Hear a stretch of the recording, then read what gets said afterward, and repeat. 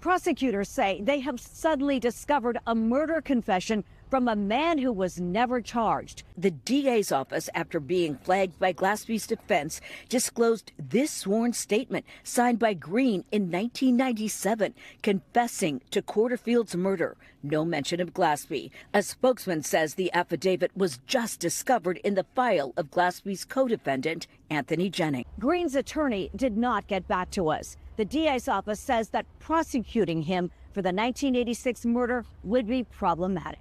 All eyes will be on the hearing here next Tuesday. From downtown Brooklyn, Sarah Wallace. In his version of events, Nuke portrayed himself as Quarterfield's loyal friend. His only thought was to get him to a hospital as soon as possible. Catchy recalls Nuke's performance as a masterpiece of method acting. That's when Nuke started crying. Really crying. The tears were rolling down his face. After he compassed himself, Nuke continued with his account of his last moments with Quarterfield and proceeded to add a final twist that could have ultimately proved to have been his undoing.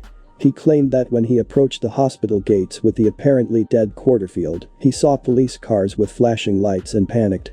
He didn't want to make an appearance before the cops with a newly dead body on his hands. So what he did was pull over and park on a side street, get out and head back toward the neighborhood. But, he said, as he was making his grief-stricken exit from the Mercedes, he saw someone he knew approaching the car. It was one of Quarterfield's associates.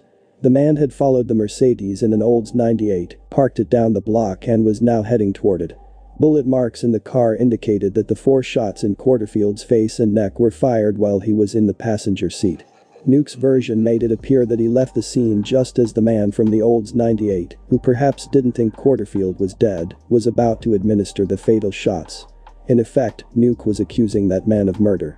Detectives Catchy and Grigori were skeptical of Nuke's sob story, suspicious of the finger he was pointing at the man in the Olds. We know when you testify against somebody or when you make statements that shit will go all over the state, that people will actually know this for fact. Yeah. So I ain't never heard your name and no shit. Besides, the only one I ever heard your name in paperwork is from. I want to address something. Yeah. Go ahead, Nuke. Right? Go ahead, Nuke. That Nice put a hit on me because I was telling. Right? Yeah.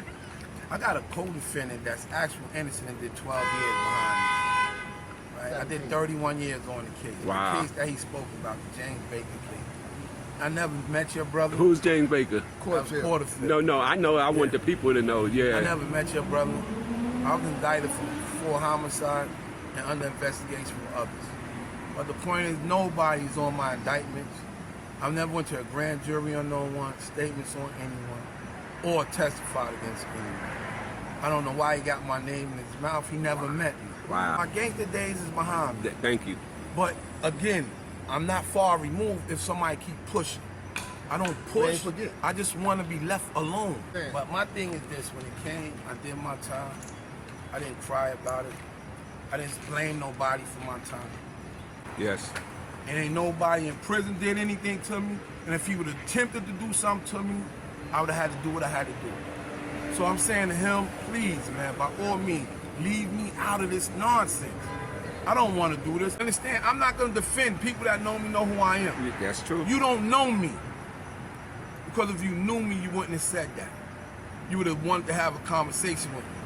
It's easy to get my number, just like it would have been easy to get your number. I know the same people you know.